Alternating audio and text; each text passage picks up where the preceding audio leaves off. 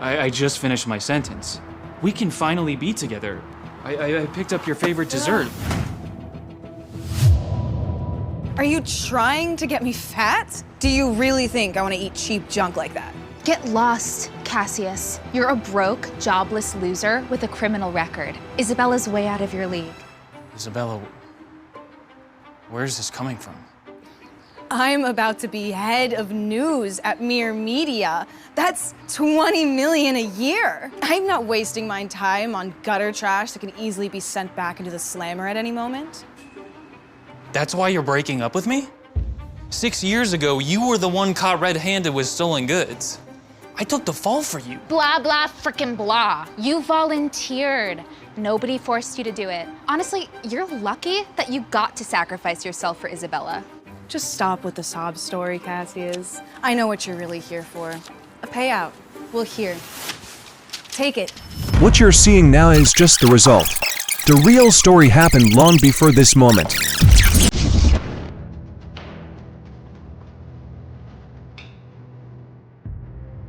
Mr. President, after winning the presidential election, your first stop as a state president? Milo, we are here to see a very important man. In fact, so important that he helped decide the presidential election victory for us. Oh, here he comes now.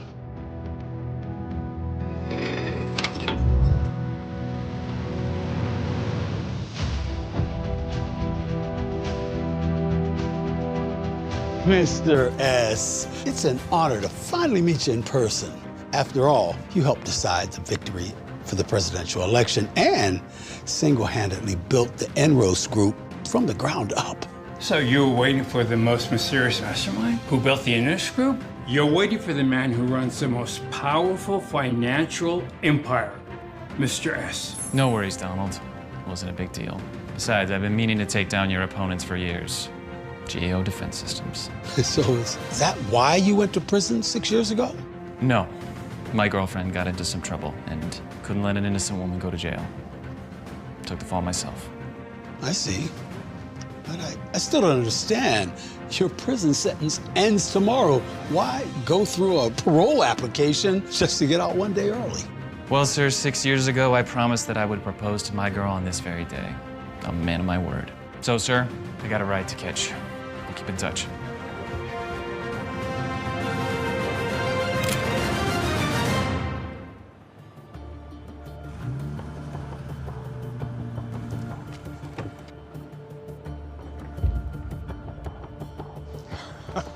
There he is. Look at this guy. Great news. Miss Davis is finally on Mirror Media's radar, one of the top media companies in the country. And thanks to your support, they actually made her the director of the news. They're even having an inauguration ball for her tonight. Every major player in the industry is going to be there.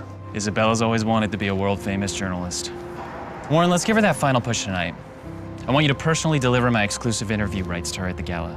And Warren, this won't just be an interview. I'm going to ask her to marry me. And reveal the truth, that Mr. S, the man behind Enros Group, the one who's been guiding her career every step of the way, opening up every door, has been me all along.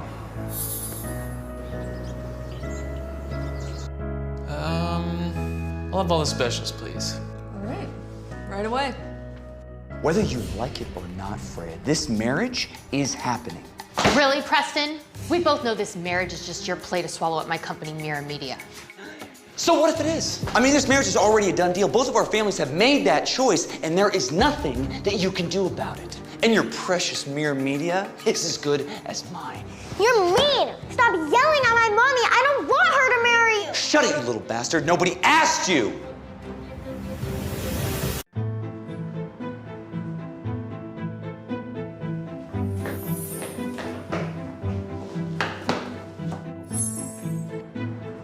Who says I don't have a daddy? He's my daddy!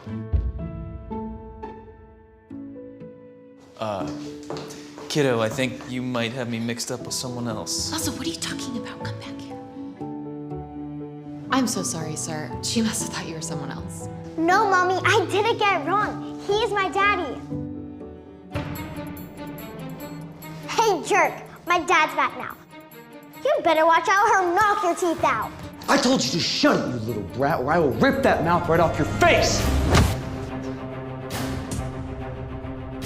must feel real tough going after a little girl, huh? Back off.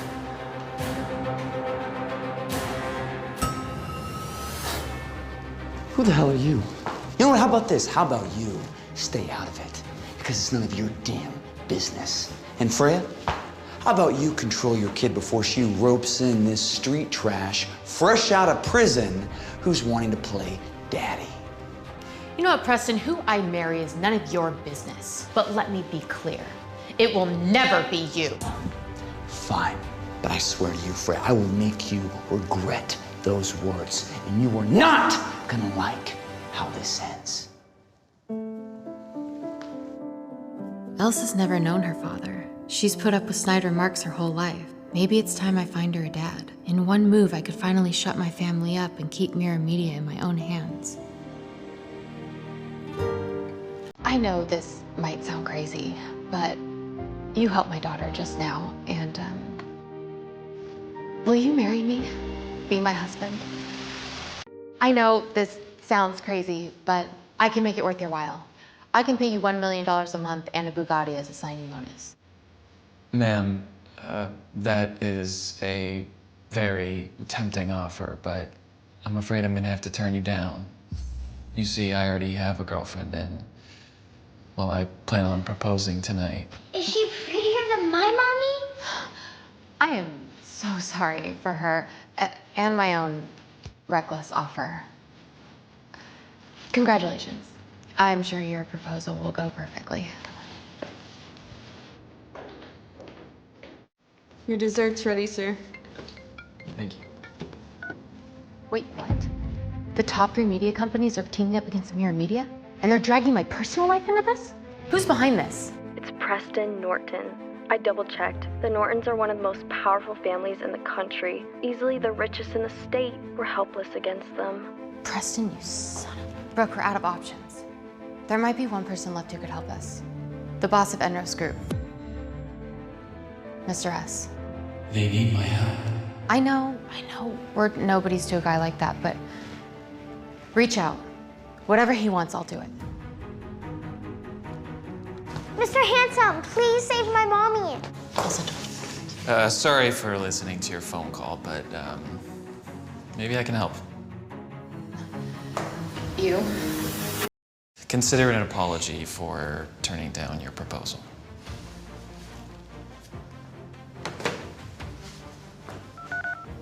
Warren, I need you to find and delete every negative post about the CEO. Sorry, your name again? Freya Sterling. Freya Sterling.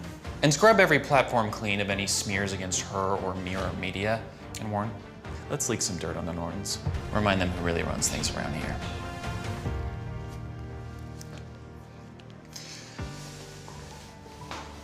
It's all taken care of. You're joking, right? Just with one phone call, just like that? This guy's just some random guy on parole. There's no way he actually fixed anything. Probably bluffing so he doesn't look weak in front of me and Elsa. I get it, Miss Sterling. I know it sounds unbelievable, but yeah, just give it a moment. You'll like the surprise.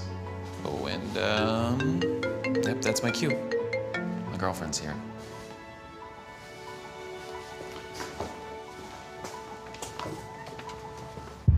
What are we doing here again? You remember that guy like 6 years ago went to jail for me? Oh yeah, ew. Isabella? Cassius. Good, you're right on time. We're done. We're done. Wait, what? Are you serious? I just finished my sentence. We can finally be together. I picked up your favorite dessert. Are you trying to get me fat? Do you really think I want to eat cheap junk like that?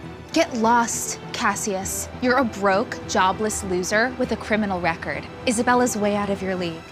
Isabella, where's this coming from? I'm about to be head of news at Mirror Media. That's 20 million a year. I'm not wasting my time on gutter trash that can easily be sent back into the slammer at any moment. That's why you're breaking up with me? 6 years ago, you were the one caught red-handed with stolen goods. I took the fall for you. Blah, blah, frickin' blah. You volunteered. Nobody forced you to do it. Honestly, you're lucky that you got to sacrifice yourself for Isabella. Just stop with the sob story, Cassius. I know what you're really here for. A payout. Well, here. Take it.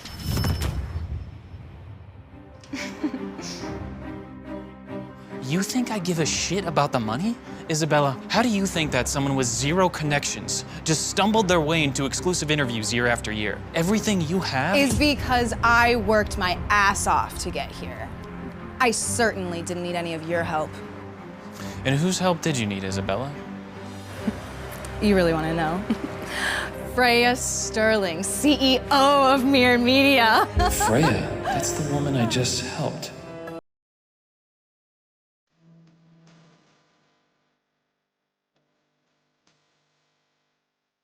Just wait, Mom. There's no way that handsome guy was lying. Miss Sterling, you're not gonna believe it. Every smear post about you and Mirror Media is gone. All of it. Vanished. What? That's incredible.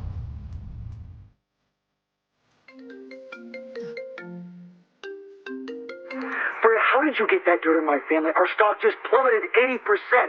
It was you, wasn't it? I'm gonna get you for this. See? I told you he's awesome. Like superhero level awesome. I wish you were my real dad. Crushed the Norton stock by 80%? Who is this guy? Oh, you see that? Miss Sterling sent that card just for me. You'll never get such a nice ride in your whole miserable, broke life. What happened to you? It was 6 years ago, you didn't give a shit about my status when you were saving me. And now you're so shallow and money obsessed. People change. With Miss Sterling's help, I'm part of the elite now. You have a criminal record, so you could never get a proper job. And besides, 6 years ago, I wasn't the one who saved you. Wait, what? You weren't the one who saved my life? No, of course not, idiot. 6 years ago, when I worked at the hotel, I just snuck into your room to get some extra cash. It was you who woke up and started blabbing about devoting the rest of your life to me. I mean, okay, you weren't completely useless, though. I mean, thanks for going to prison for me, Cassius. I wouldn't be here today without you. Did anyone follow you? No. No, I don't think so. Cassius, I didn't steal anything. I'm so scared. I don't want to go to jail. Hey. It's gonna be okay. You know, I'm gonna tell them that I did it. I'm gonna take your place. Cassius! I don't know what to say. Thank you. I'm gonna marry you, okay? You saved me first. Okay, I'm gonna handle this for you, and when I get out, I'm gonna give you the life you always dreamed of.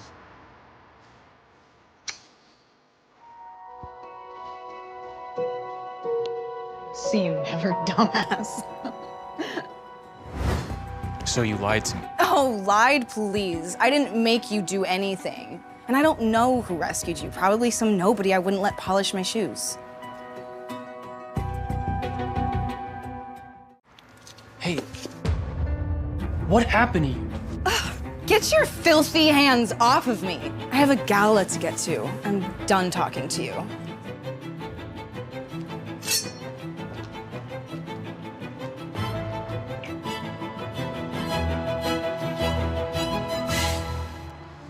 Six years wasted. All those sleepless nights. What a joke. But who was it who saved me 6 years ago? Mr. Handsome! You saved my mommy today, right? Thank you. I do want to thank you. You saved me twice today. Can I at least get your name? Cassius Adams.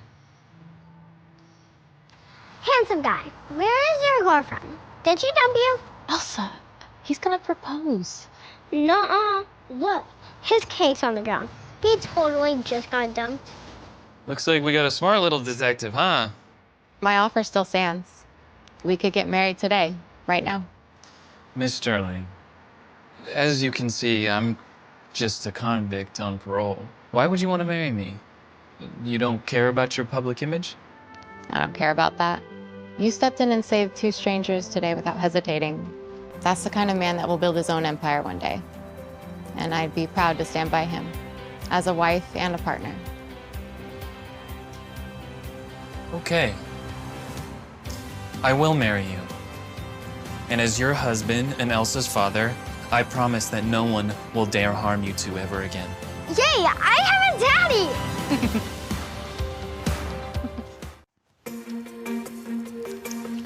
Cassius, my gala's tonight, and I want you by my side.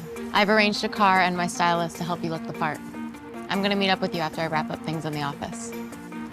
Sounds perfect. I'll see you two there.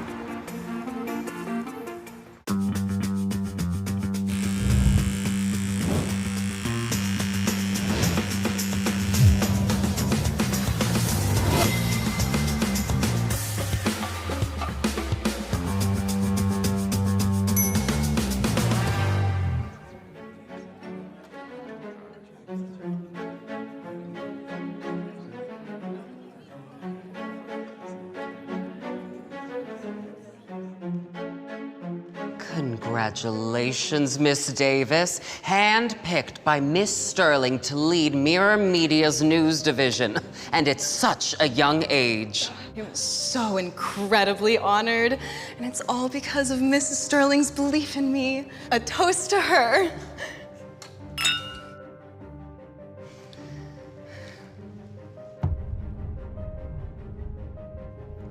Cassius? What the hell is he doing here?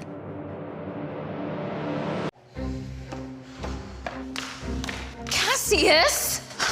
Move. Don't think that just because you're dressed up all fancy that you're part of the elite. This is a high society event, not a prison yard. Get out. Cassius, invites were sent out to the social elite, not jobless losers like you. How the hell did you even sneak in here anyways? Sneak in? Oh, hardly. Freya sent a driver for me, and didn't mention anything about needing an invitation.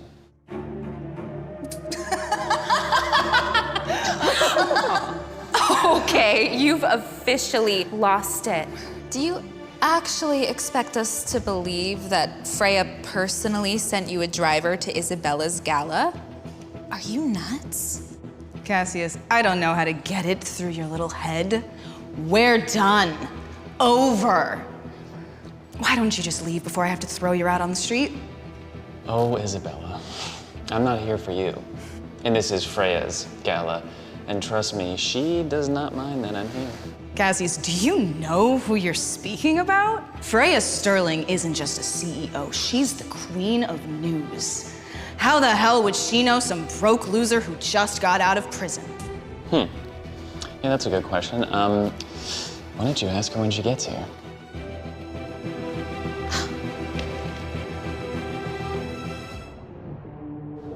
Miss Sterling, we tried everything. We found that Mr. Adams turned himself in for theft 6 years ago, but that's it. And now we're getting direct warnings from the CIA director himself to back off. So my brand new husband has a past that even I can't reach. Cassius Adams, I'm gonna find out exactly who you are. Cassius! Cassius, don't you think that you're taking these jokes of yours too far? But everything I've said is the truth. Cassius, once Miss Sterling learns about the disrespectful lies you've been spewing, there won't be a single corner of this entire country that you can hide in. Oh, wow. Freya's that scary? Didn't realize. That's enough. Freya Sterling is the real deal. Filth like you need to keep her name out of your mouth. I'm gonna teach you a lesson. Isabella, I am willing to let things slide, but trust me, you don't want to push me. First, you sneak in here without an invitation, and then you attack my sister? Oh, you've been in prison so long, you forgot your manners. When your sister tries to hit me, it's justice, but when I try to defend myself, I'm a barbarian? Isabella, you can't have journalistic integrity with that kind of bias. Careful. Keep it up and you might lose your job. Shut your goddamn mouth, you stupid fucking clown. Miss Davis is Miss Sterling's protege. If her sister strikes you, you turn the other cheek. Got it? Insolent fool. Get out before we throw you out ourselves. Hey, buddy. You heard. Haul your ass out of here. Yeah, don't push your luck. You wouldn't want us to get our hands dirty. Let's be nice for Miss Davis' sake. There's 200 grand on this card. Pick it up with your teeth and crawl out of here.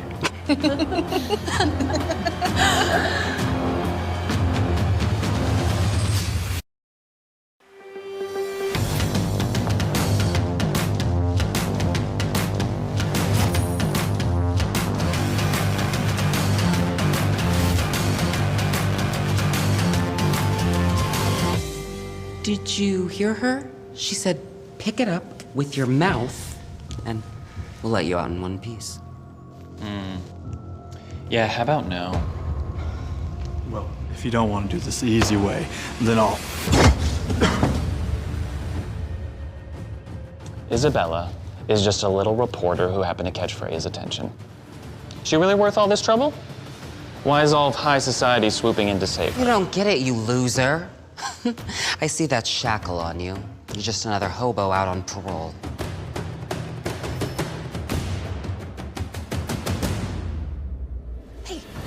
Hey, get back here!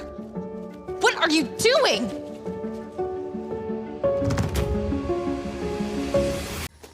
Hey, Cassius, get your filthy ass off Miss Sterling's throne. Oh, this is Freya's chair? No, I'll stay. Cassius, this is your last warning. When Miss Sterling finds out what you've done, you'll be dead. You can't afford to piss her off. Actually, I can afford just about anything in this world. Quit bluffing! Do you really think that you're better than Miss Sterling? Yeah, maybe you do have some good journalistic instincts after all. Shut up! The only reason these people here are indulging in your little act is because of me. Otherwise, you'd be thrown out on the street by now. My word, and they'll have you beaten bloody and dumped out. Isabella, I don't think you realize who you just hit. Done with your bullshit, Cassius. Mr. Whitmore, call security. Have them break his legs and dump him out. Right away, Miss Davis. Security, I need all hands on deck in the banquet hall. Now! Break this clown's legs and throw him out the door! The CEO of Mirror Media is here.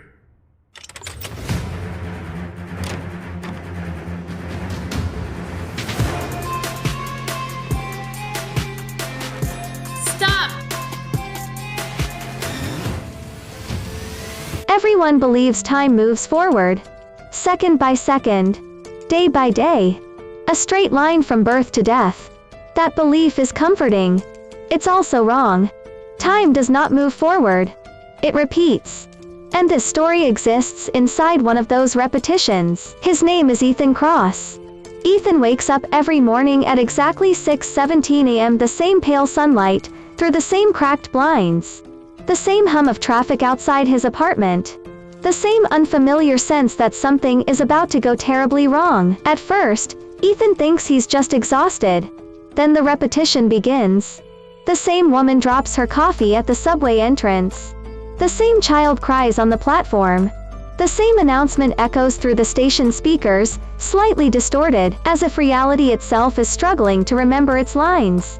And at 8:42 a.m. every single day, someone dies. The first time, it's a stranger. The second time, it's a coworker. The third time, it's Ethan himself. He doesn't remember dying. He only remembers waking up again at 6:17. That's when panic sets in. Ethan tries everything to break the pattern. He skips work. He stays home. He leaves the city. Nothing works.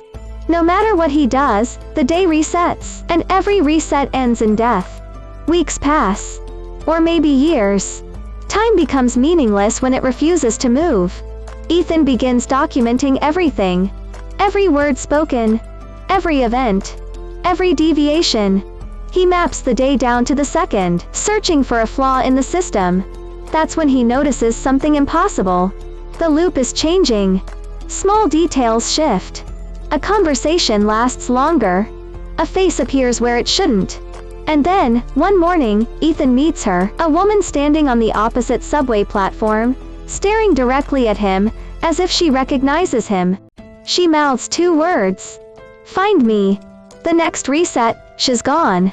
Ethan becomes obsessed. He alters his routine, chasing traces of her existence across timelines. And finally, he finds her in an abandoned. They begin to feel human again. They talk at night. They share memories of a world that feels fictional now. They laugh quietly, as if afraid laughter might attract death. That hope is a liability. One night, they encounter a group of survivors. Families, children, people who look harmless. The leader asks for food. Daniel hesitates. Mara doesn't. She says no. When the group leaves, Daniel argues with her. They needed help. Mara looks at him and says something that changes everything. So did we? No one helped us. Days later, they find that same group again. Only this time, the group is armed and they're not asking. Daniel witnesses what desperation truly looks like. The survivors kill without hesitation. They take everything. They leave bodies behind. Daniel and Mara escape, but something inside Daniel breaks. That night, he can't sleep because he realizes a terrifying truth. The apocalypse didn't turn people into monsters. It revealed who they already were. As resources disappear, morality follows. Daniel struggles with what survival requires. Mara accepts it. She's not cruel, she's realistic. She tells Daniel about a settlement rumored to exist far north. A place with rules, structure, power. But power always has a price. They reach the settlement weeks later. It's real. Walls, guards, organization. For the first time since the collapse, Daniel feels safe until he learns how the settlement survives. They trade protection for obedience. They exile the weak. They execute those who challenge authority. Order has replaced chaos, but at the cost of compassion. Daniel is offered a choice: stay and become part of the system, or leave and return to uncertainty. Mara already knows her answer. She refuses to live in another cage. Daniel hesitates, because survival without humanity feels meaningless, and humanity without survival feels impossible. In the end, Daniel leaves with her. Not because he's brave, but because he's still afraid of becoming someone he can't recognize. They disappear back into the ruins. The world remains broken. Civilization does not return. But Daniel understands something now. The end of the world wasn't a single moment. It was a process, and survival isn't about staying alive. It's about deciding who you are willing to become to do so. Because when everything else is gone, that choice is all that remains. Empires are not built by heroes. They are built by men willing to make decisions others cannot live with.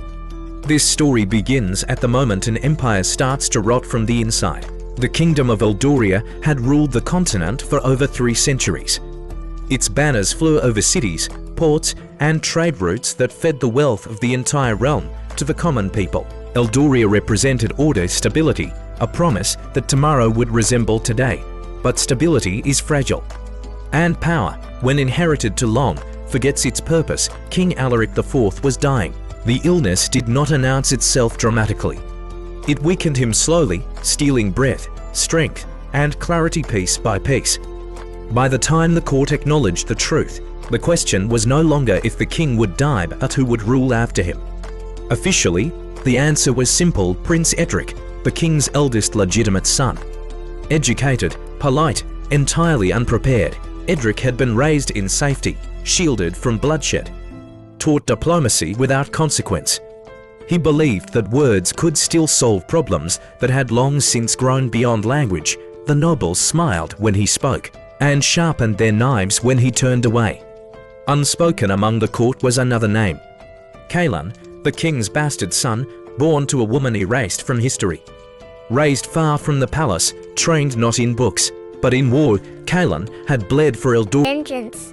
But she can't return to the palace because everyone has already accepted her death. The kingdom has moved on. Her younger sister is taking the throne. Her advisor, the traitor, is now controlling the royal council. Serafini realizes she must stay dead. She disguises herself and goes into hiding, forming alliances with assassins, spies, and rebels. Slowly, she uncovers a conspiracy. Foreign nations, corrupted nobles, and even her own sister, who secretly wanted the crown. The deeper Serafini digs, the darker the truth becomes. The assassination wasn't just about power. It was part of a prophecy that foretold the eldest daughter of Aldora shall bring ruin to the realm.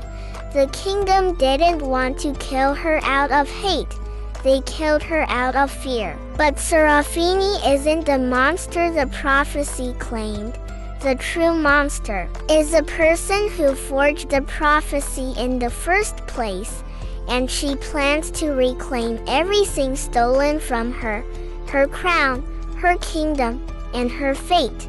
But first, the dead princess must return from the shadows. It begins on a rain-soaked highway. A lone woman in a torn evening gown, stumbling barefoot through the dark. No ID, no phone, no memory of who she is.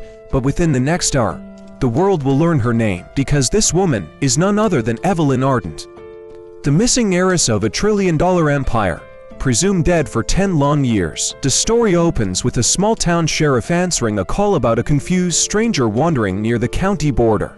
When he arrives, the woman only whispers one sentence, "Don't let him find me." She's trembling, terrified, staring into the trees as though someone or something is hunting her. At the hospital, doctors discover something even stranger. Evelyn shows signs of repeated injections, controlled sedation, and restraints that have been removed only hours ago. She wasn't wandering, she escaped. News outlets explode. Paparazzi swarm the hospital. The Ardent family, owners of the world's largest biotech conglomerate, immediately sends a private security convoy to retrieve her, but Evelyn refuses to leave.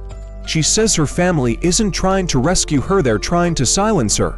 Piece by piece, she starts recalling fragments of the lost decade, a secret research facility, a genetic experiment gone wrong, and a man who called himself Director Hale. She remembers steel doors, sleepless nights, needles, and whispering voices behind glass walls. She remembers running.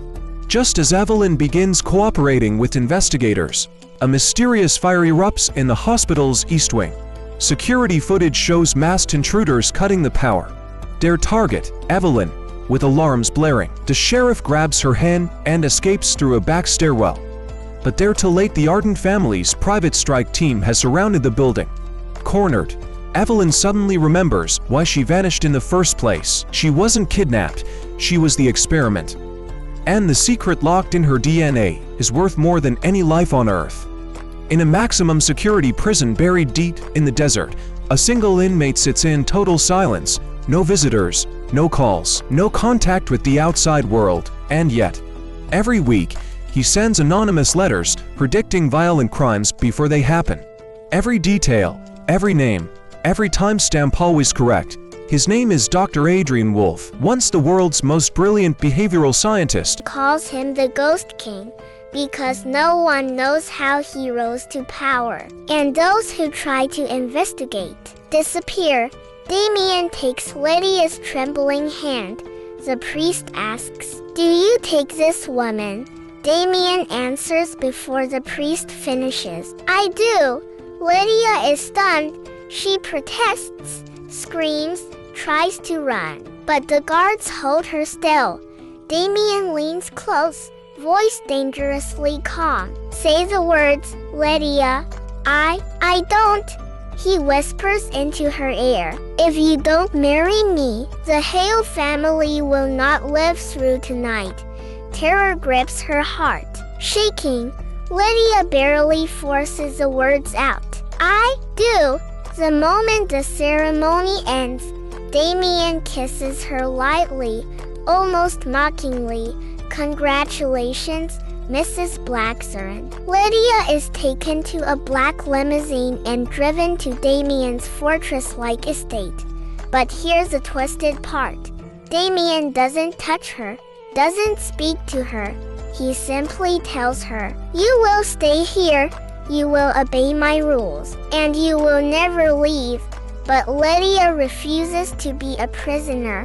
She starts investigating, listening to guards whisper at night, sneaking into forbidden rooms, reading documents she was never meant to see, and what she discovers changes everything because Lydia realizes something horrifying. Damien didn't marry the wrong bride.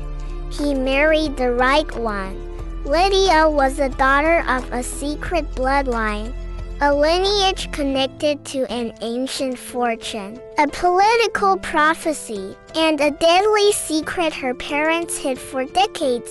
Damien needs Lydia alive because she is the key to unlocking a legacy that hundreds of powerful families have killed for. But Lydia learns something more shocking.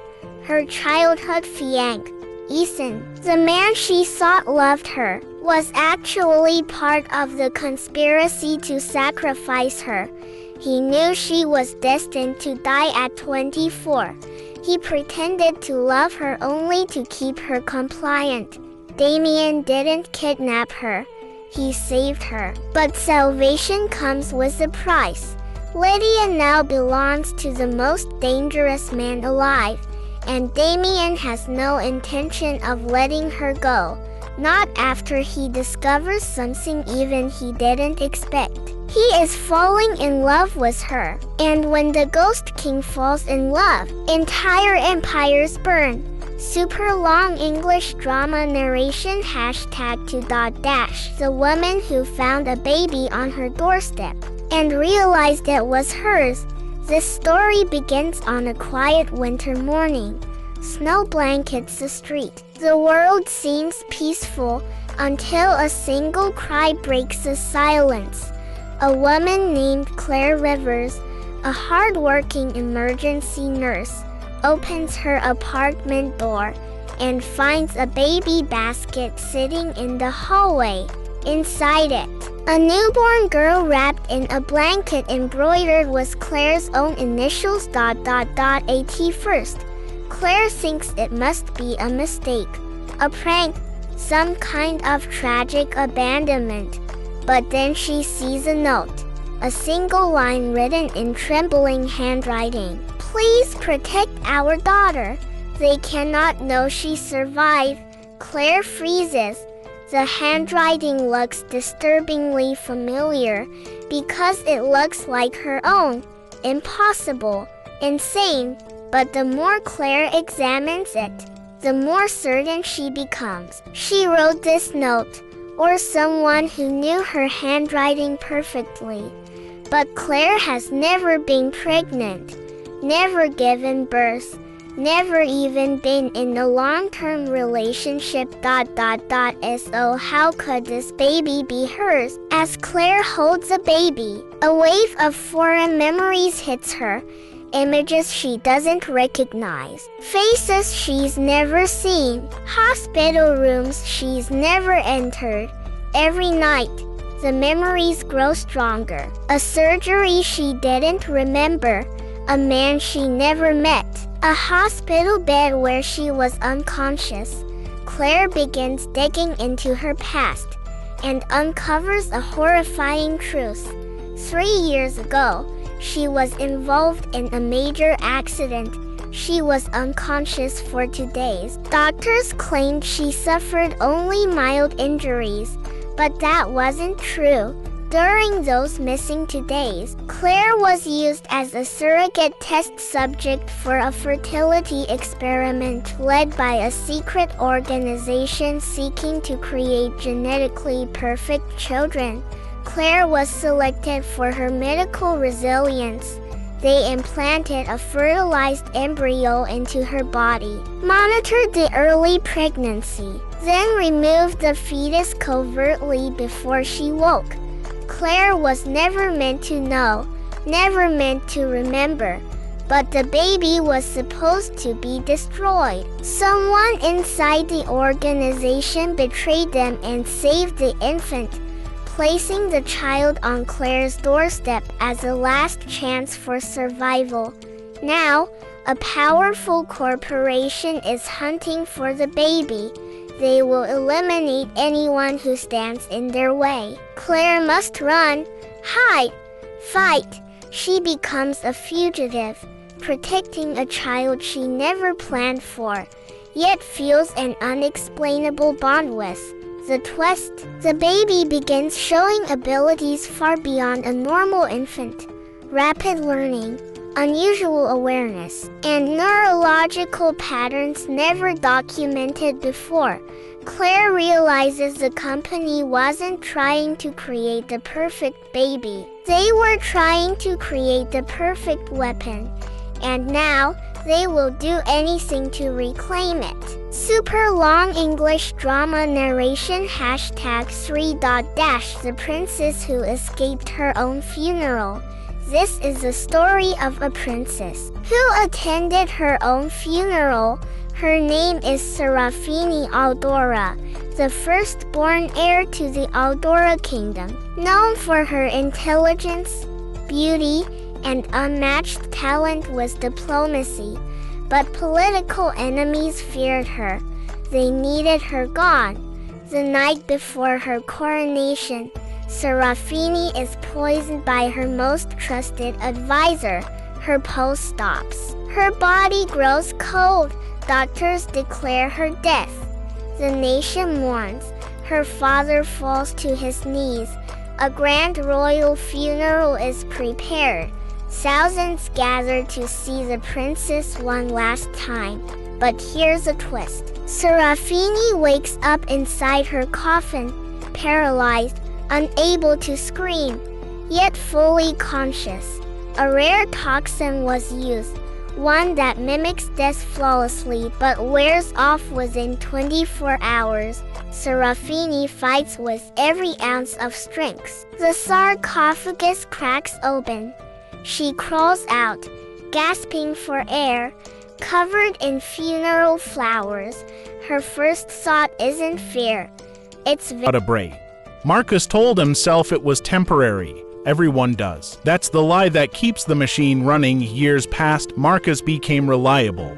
Reliable people are dangerous not because they're violent, but because systems depend on them. And systems don't protect their foundations, they consume them. Marcus worked for a man named Victor Rains.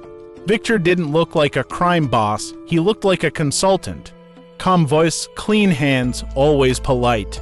Victor controlled networks, not streets, information, not guns. And information is far more lethal. One night, Victor gave Marcus a job that felt different. No delivery, no exchange, just observation. Follow him, Victor said, sliding a photo across the table. Tell me where he goes, who he meets, that's all. The man in the photo was ordinary, mid-30s, office clothes.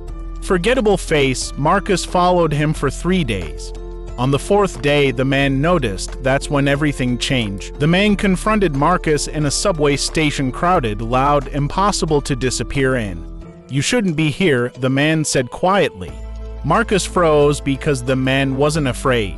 He was resigned. The man's name was Ethan Cole. Ethan wasn't a criminal, he was an accountant. Or at least, that's what his records said. What Marcus uncovered slowly was something far worse. Ethan was laundering money not for gangs, but for institutions people trusted, corporations, charities, political foundations. Legal crime, the kind that destroys lives without ever pulling a trigger. Victor wanted Ethan gone, not dead, disappeared. Marcus understood what that meant. He was being asked to erase someone. Not physically, socially, reputationally, existentially. Marcus hesitated, and hesitation is expensive. Victor reminded him of something Marcus had forgotten. You don't choose when you're done, Victor said. The city does, Marcus did the job. Bank accounts frozen, false accusations planted. Careers destroyed overnight. Ethan lost everything in less than a week. Marcus watched it happen, and something broke inside him. Because Ethan didn't fight, he accepted it. Like someone who had always known the bill would come due. Weeks later, Marcus found out why. Ethan had tried to expose the system, he failed. Marcus wasn't eliminating a threat, he was burying a warning. Guilt doesn't arrive loudly, it settles in quietly. Marcus began seeing the city differently. Every building felt complicit, every advertisement felt like a lie. Every smile felt transactional. He wanted out, Victor laughed. There is no out, he said, only distance from the blast. Marcus tried to run anyway, that's when the city closed in. Friends stopped answering calls, accounts vanished. Doors that once opened easily stayed shut. The system Marcus helped sustain turned its attention to him in the end. Marcus made one final decision: if he couldn't escape the city, he would expose it. Marcus leaked everything. Names, transactions, networks. He didn't become a hero. Heroes are protected. Marcus became a liability. The fallout was controlled, scandals redirected, sacrifices made. Marcus disappeared, not officially, but effectively. The city continued, it always does, somewhere. People still believe hard work is enough, that systems are fair, that survival is neutral. The city doesn't correct those beliefs, it relies on them. And Marcus Lane. He became what the city creates best, a lesson no one learns from, because in the end, the city doesn't punish crime, it punishes disruption. At first glance, this looks like an ordinary love story, a quiet town, a powerful family, and a girl who seems far too insignificant to matter. But if you keep watching, you'll realize this story is never really about love. It's about control, identity, and what happens when the truth refuses to stay buried. This story begins on a rainy night. A young woman named Elena Carter stands outside the iron gates of the Blackwood estate, soaked to the bone, holding a worn-out suitcase in her trembling hands. She has nowhere else to go. Her mother is dead. Her father's name is written on a birth certificate, but he never once looked back. And now, after 23 years of silence, the Blackwood family has finally found her. Inside that mansion lives Alexander Blackwood, the youngest heir of the Blackwood Empire. Cold, calculating, and dangerously intelligent. To the outside world, he is perfection itself, a future CEO, a golden boy, a man who never makes mistakes. But Alexander hates this house, because this house is built on secrets. The moment Helena steps inside, the atmosphere shifts. The servants stare at her like she doesn't belong. The walls whisper stories no one dares to tell. And at the center of it all sits Margaret Blackwood, the matriarch, watching Elena with a gaze sharp in border conflicts where the crown refused to look. He had no claim, no title, and the loyalty of men who would gladly die for him. Kaelan returned to the capital when the king's condition worsened.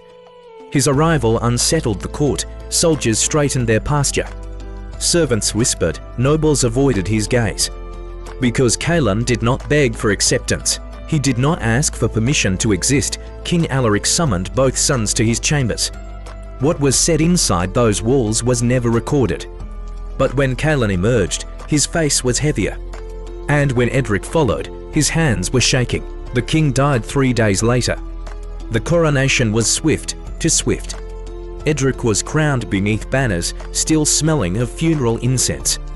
He spoke of peace, of unity, of honoring his father's legacy.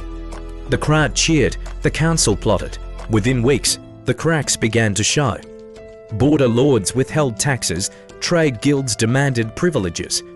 Mercenary companies offered loyalty for a price. Edric tried to negotiate. The empire bled. Meanwhile, Kaelan vanished. Officially, he was sent away for his own safety. In truth, he was gathering something more dangerous than an army. He was gathering belief among soldiers abandoned by the crown, among villagers burned by neglect, among men who remembered that Eldoria was once protected by strength, not promises. Civil war did not begin with a declaration. It began with silence. Supply lines failed. Garrisons switched banners overnight. Royal messengers stopped returning. Edric's advisors urged action. He hesitated. Because every order meant blood, and Edric had never learned how to live with blood on his hands. Kaelan, however, had when Kaelan finally marched. He did so not as a conqueror but as a correction. He did not sack cities, he did not slaughter civilians. He removed governors permanently.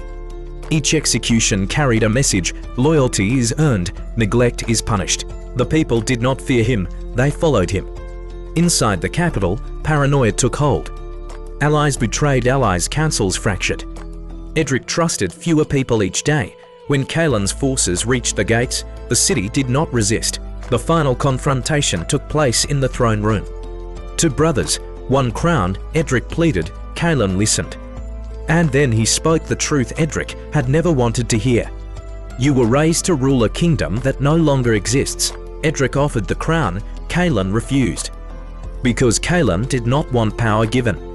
He wanted power recognized, Edric was exiled, not killed. Because mercy, too, is a form of control, Kaelan was crowned King Kaelan I. His reign was not gentle, but it was effective. Borders stabilized, rebellions ended. The empire survived. History would remember him as a tyrant or a savior depending on who was asked. But one truth remained undeniable: Eldoria did not fall, because one man was willing to become what the empire required. And that is how kingdoms endure, not through virtue, but through sacrifice that history prefers not to name. Memory is the most fragile form of truth. People trust it completely, even though it changes every time they touch it. This story is about a man who trusted his memory and paid the price for it. His name is Lucas Hale, at least. That's the name he remembers. Lucas wakes up in a white room with no windows, no clock, and no sound except his own breathing. The walls are clean, like they've never been lived in. There is a chair, a table, and a mirror. On the table lies a folder. On the front, written in black ink, are 3 words. Session 1, Recovery. Lucas does not remember how he got here. He does remember other things. He remembers growing up near the ocean. He remembers the smell of salt and rust. He remembers a woman's laugh, soft, familiar, painful.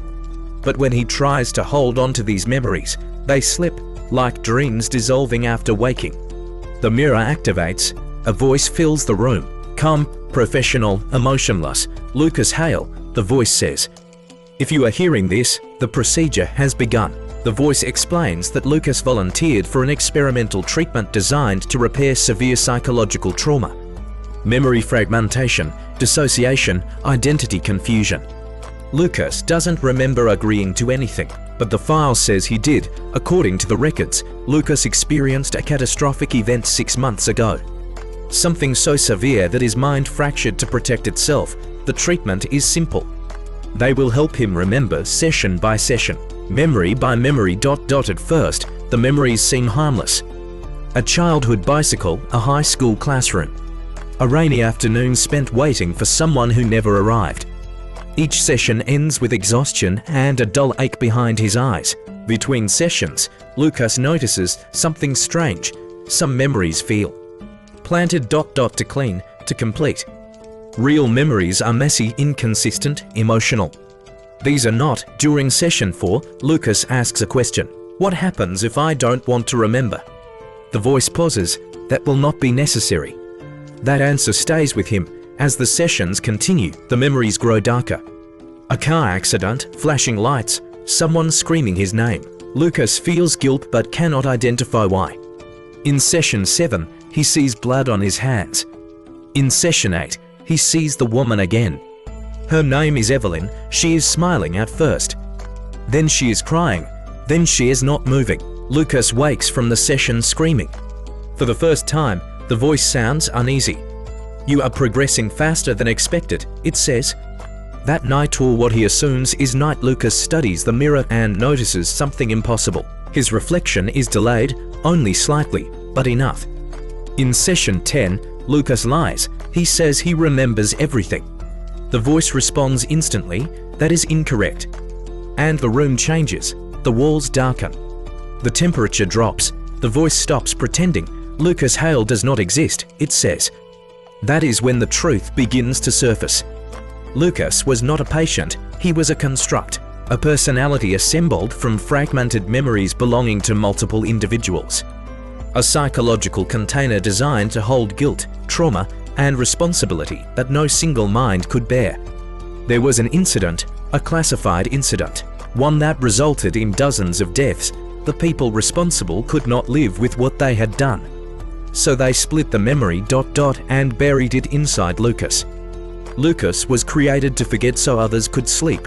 Every session was not recovery. It was enough to cut through bone. Margaret doesn't welcome her. She studies her like a problem that should have been erased long ago. You see, Aylin isn't just a long-lost daughter. She's evidence. Evidence of an affair. Evidence of betrayal. Evidence that the Blackwood family is not as perfect as they claim. And so, Margaret makes a decision. Aylin can stay, but only under one condition. She will never reveal her true identity to the world. Aylin is introduced as nothing more than a distant relative. A charity case, a girl taken in out of kindness. But kindness has never existed in this house. From the very first day, Aylin becomes invisible. She eats after everyone else. She walks with her head down. She learns quickly which hallways to avoid, which words not to say, and which emotions to swallow. Except around Alexander. Alexander notices everything. He notices the way Aylin flinches when voices are raised. The way she holds her breath when Margaret enters the room. The way she looks at family portraits like she's searching for herself among strangers. At first, Alexander keeps his distance, because getting close to Aylin means getting close to the truth. And the truth is dangerous, but distance doesn't last.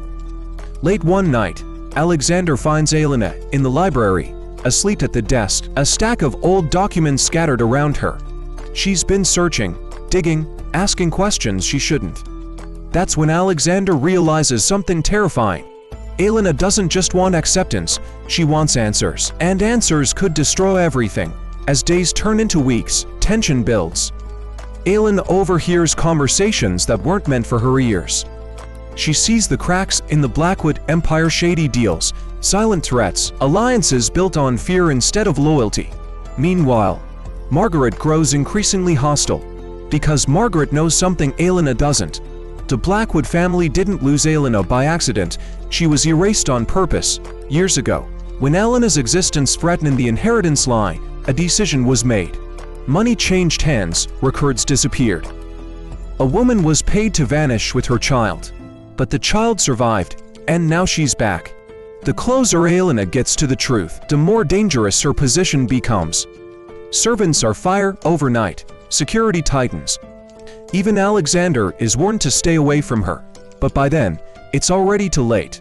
Because somewhere between shared silences and stolen glances, Alexander falls in love with her. And that love becomes the final threat to the Blackwood legacy. When Aylin finally uncovers the truth that she is not a guest, not a burden, but a rightful heir, everything explodes. Margaret denies it. The family panics. The board of directors intervenes. And Alexander is forced to choose. Family or Aylin. In the final confrontation, secrets are exposed in front of the entire Blackwood board. DNA results are revealed. Financial crimes surface. Decades of lies collapse in a single night. Margaret loses control. The empire fractures. And the truth, once hidden, becomes impossible to erase, but victory doesn't come without a cost. Aylin walks away from the Blackwood main not because she has to, but because she finally understands something powerful. Blood doesn't define family, power doesn't define worth, and sometimes, survival is the greatest revenge. As for Alexander, he leaves with her, not as an heir, not as a Blackwood, but as a man finally free. And that is the real ending of this story, not a fairy tale, not a perfect romance, but a reminder.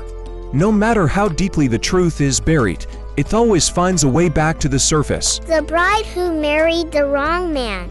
Pay close attention on what should have been the happiest day of her life. This woman walked down the aisle and accidentally married a man she had never met. Her name is Lydia Hale, the eldest daughter of a wealthy political family. For 24 years, she lived under strict rules, perfect grades, perfect manners, perfect reputation. Her engagement to her childhood sweetheart, Ethan Crow, was arranged when they were children. Everyone expected their wedding to be the union of two powerful families, but on the wedding day, Lydia's life derails in the most unbelievable way.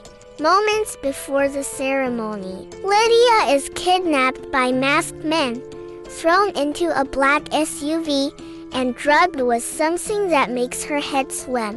When she wakes up, she's in a dimly lit church, a completely different location, her bouquet replaced, her veil rearranged, her bridesmaids missing, and the groom isn't Ethan.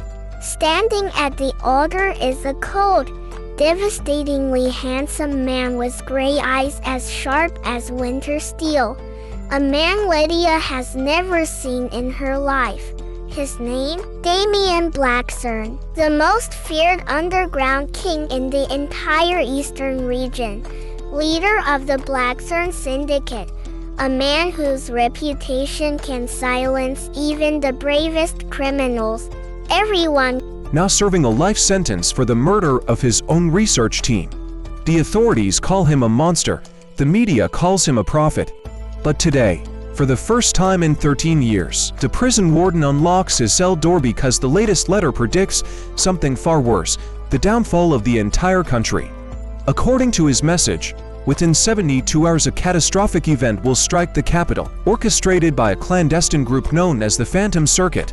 Wolf claims he knows their methods because he was one of the founders before he was betrayed and locked away. Reluctantly, the government brings him to an underground briefing room. Surrounded by agents, Wolf calmly explains that the Phantom Circuit has infiltrated every layer of society.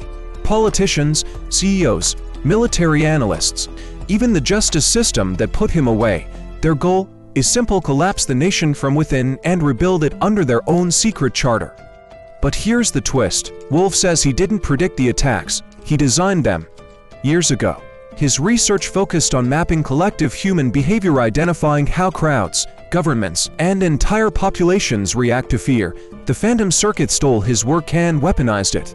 Now he is the only one who knows how to stop the chain reaction he created. The agents interrogate him, demanding names, locations, proof.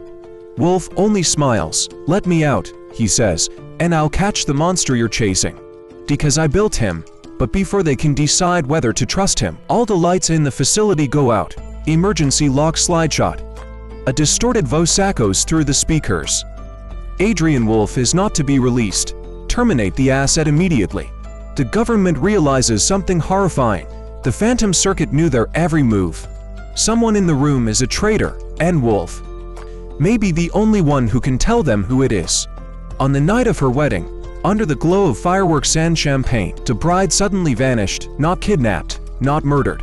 She walked out of her own celebration and left behind a blood-stained wedding dress. Her name was Leela Harrington, the youngest daughter of a distinguished diplomatic family. Her marriage was supposed to unite two powerful alliances and end years of political tension. But minutes before the ceremony, Leela received an anonymous message containing 3 words that change everything: he killed them. The message came with a photo, grainy, dark, showing her fiancé standing over 2 bodies.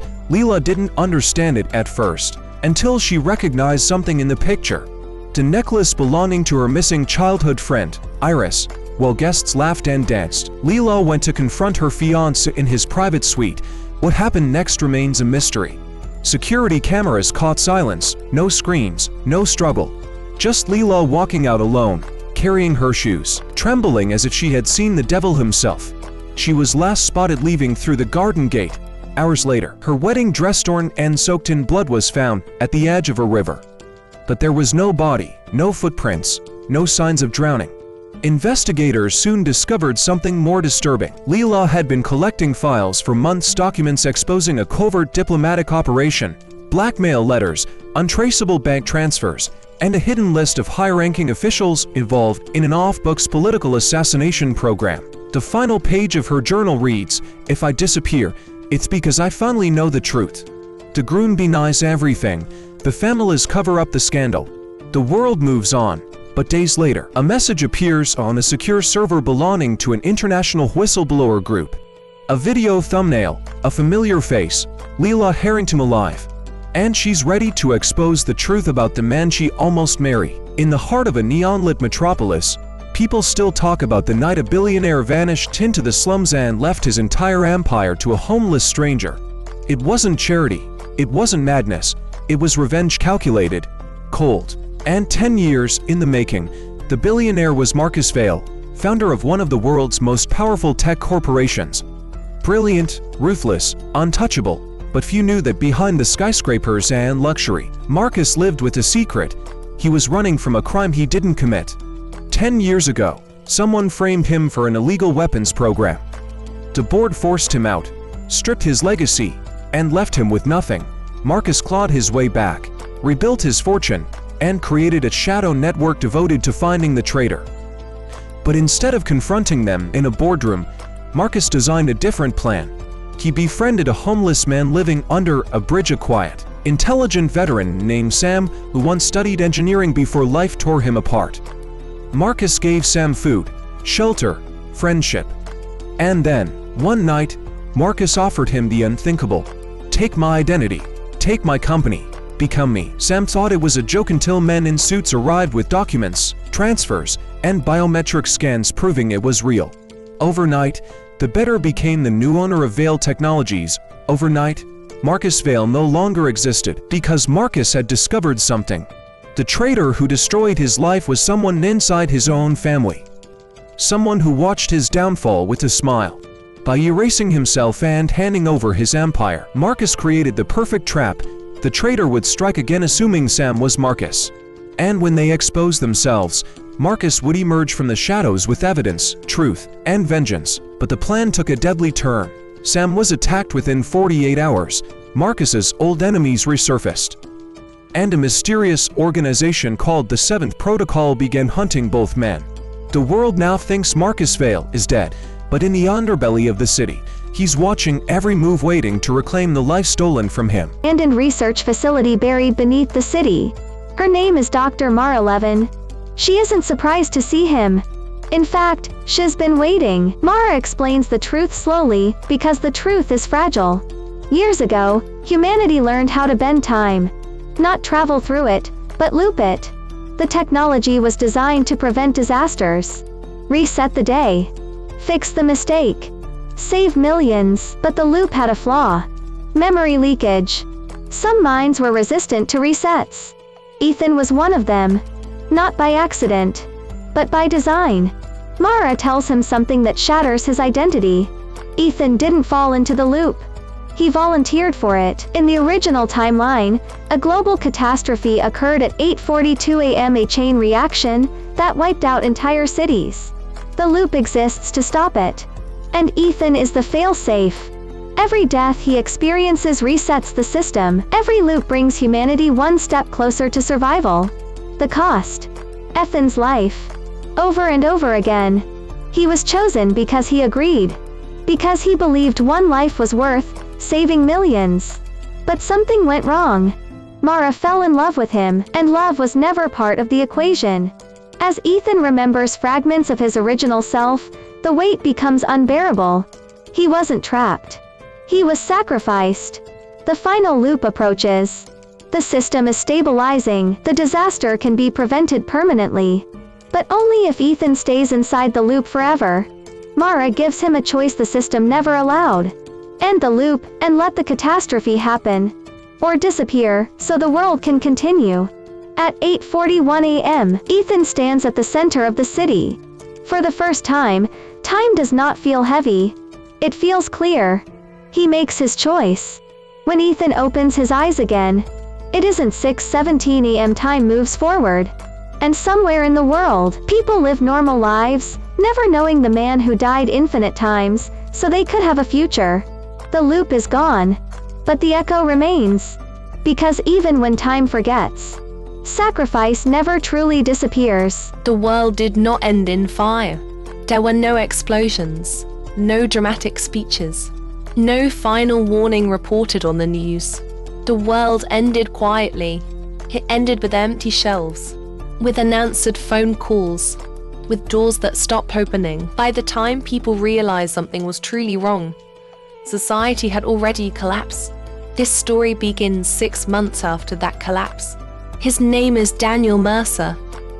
Before the fall, Daniel was ordinary in every way that mattered. He worked a desk job. He complained about traffic. He believed that tomorrow would always arrive as scheduled. Now, tomorrow is never guaranteed. Daniel lives alone in what used to be a suburban neighborhood. Houses stand like skeletons intact on the outside, hollow within. Some were abandoned peacefully.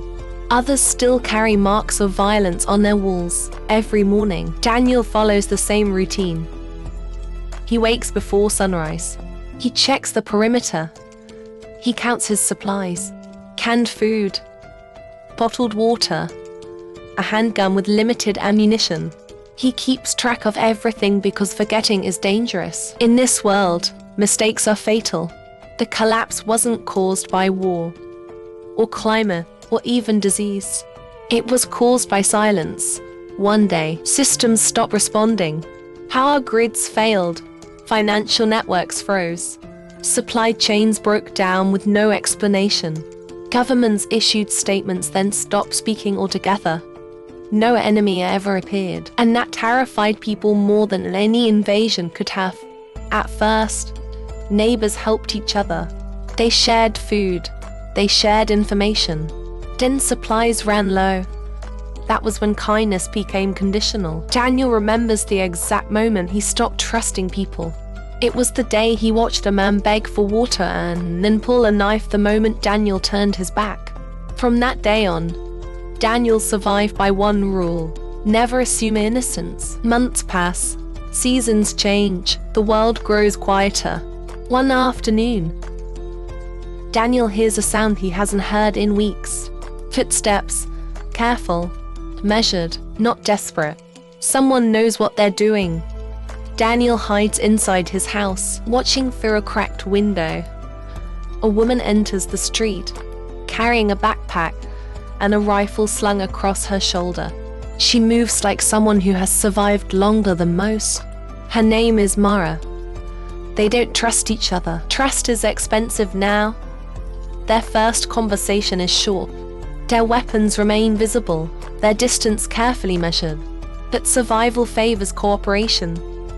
Mara knows things Daniel doesn't. She's traveled beyond the neighborhood, seen cities reduced to graves. She tells him the truth no one wants to hear. The collapse isn't temporary. No help is coming.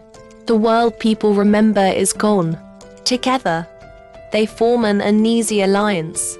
Days turn into weeks. They scavenge abandoned buildings. They avoid roads. They watch the horizon constantly. And slowly, something dangerous happens. As containment, Lucas reacts the only way a trapped mind can. He resists, memories collide, identities bleed into one another. Faces overlap, names lose meaning, the system destabilizes.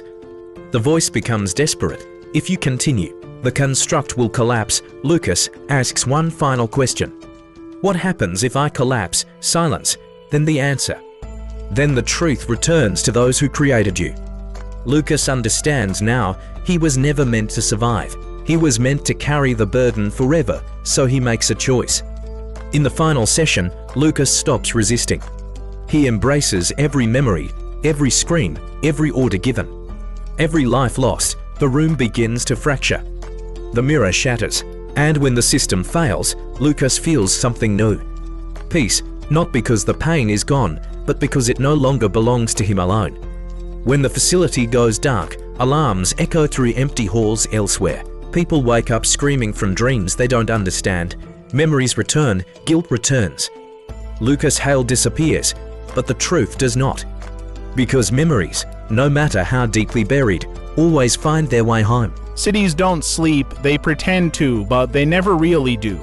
At 3 in the morning, when the streets are empty and the neon signs flicker like dying stars, the city tells the truth about who survives, about who disappears, about who never mattered in the first place.